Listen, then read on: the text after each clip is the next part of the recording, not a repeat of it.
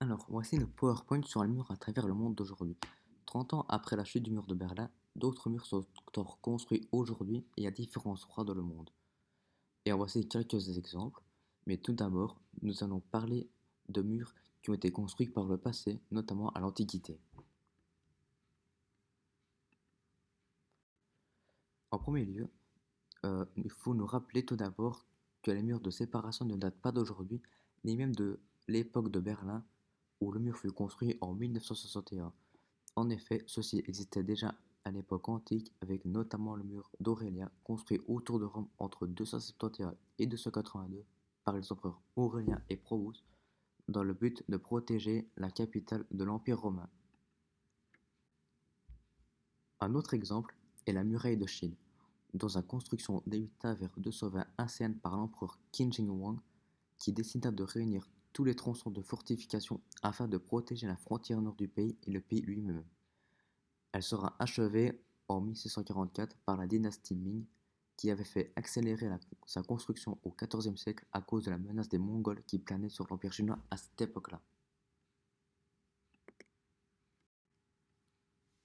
Un dernier exemple du mur du passé est le mur d'Adrien, qui fut construit entre 122 et 127 sur toute la largeur nord de l'Angleterre par les soldats de l'empereur romain Hadrien dans le but de se protéger des barbares venus du nord. De plus, 14 tours ont été construits à distance régulière le long du mur, qui faisait également office de frontière de la province romaine de Britannia, qui comportait l'Angleterre, le pays de Galles et le sud de l'Écosse.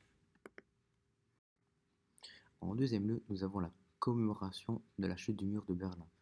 Alors, rappelons-nous en second lieu que le 9 novembre dernier, nous commémorons les 30 ans de la chute du mur de Berlin, qui avait séparé la ville en deux durant 28 ans et qui fut détruit par les Berlinois eux-mêmes le 9 novembre 1989. Et passons à présent au mur dans le présent. Nous avons en premier lieu du mur de présent le mur en Turquie. Donc, à la frontière entre la Turquie et la Syrie, sa construction a débuté en 2015 et s'est terminée en 2018, et ce principalement par Toki, une agence de logement soutenue par le gouvernement turc datant de 1984. En second lieu, le mur en Ukraine. Du côté est-européen, un mur a été érigé en 2018 dont sa construction a débuté en 2014 entre l'Ukraine et la Russie par les Ukrainiens, car les deux pays, qui étaient anciennement deux républiques soviétiques, sont devenus ennemis depuis que la Russie a annexé la péninsule de Crimée ukrainienne. De plus, l'Ukraine a construit ce mur afin de se protéger de la Russie, avec qui elle est en conflit depuis 2013, ainsi que fermer ses frontières avec cette dernière pour éviter une incursion du côté russe qui mène une politique agressive envers l'Ukraine. En troisième lieu, nous avons le mur au Mexique. Ce mur n'est pas encore construit entièrement car Trump a reçu l'autorisation de construire celui-ci le 27 juillet 2019. Le président américain voulait faire payer sa construction par les Mexicains qui ont refusé, le poussant à évoluer quant au financement qu'il a obtenu par la Cour suprême d'une valeur de 2,7 milliards de dollars. Aujourd'hui, Trump ne peut que revendiquer la construction de tronçons du mur qui est déjà en construction depuis 30 ans et poursuivi par ses prédécesseurs. La cause de la construction de ce mur était d'empêcher l'immigration mexicaine vers les États-Unis et, selon Trump, de les empêcher de voler le travail aux Américains ainsi que de menacer leur sécurité. Et nous avons en dernier lieu pour ce PowerPoint le mur en Israël qui, depuis 2002, est un mur en construction à la frontière entre l'Israël et la Palestine où un conflit fait rage depuis l'indépendance d'Israël en 1948.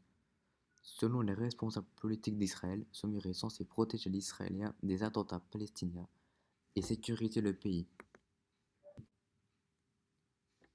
De plus, ce mur est censé se trouver le long de la ligne verte, qui est la ligne de démarcation entre les forces d'Israël et les forces arabes suite à quatre accords conclus en 1949. Or, il se trouve qu'ils ne suivent pas cette ligne et fassent office de tracé frontalier. Pour finir, le mur est composé de 90% de briques barbelées et 10% de murs bétonnés qui recouvrent les grandes villes telles que Jérusalem. De plus, ce mur est considéré comme un mur de sécurité par les Israéliens, mais à l'inverse, les Palestiniens le considèrent comme le mur de la honte. Ce mur rendra la paix entre les deux pays beaucoup plus difficile.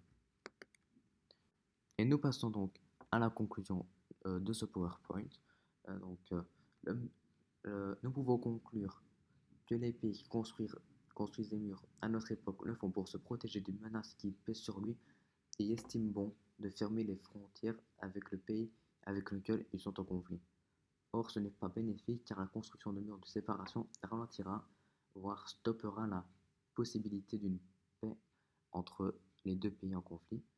Et pour finir, il faut savoir que ce type de construction ne date pas d'hier, mais de bien plus longtemps, car il en existait déjà à l'Antiquité, et ce pour la même raison qu'aujourd'hui, c'est-à-dire protéger son territoire de menaces ennemies quelconques se trouvant généralement à la frontière où le mur aurait été construit, qui est en guerre civile depuis 2011.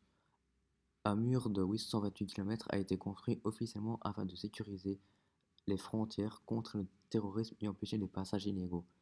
Mais ce mur est appelé mur de la honte et sépare en réalité les Kurdes qui se trouvent des deux côtés du mur.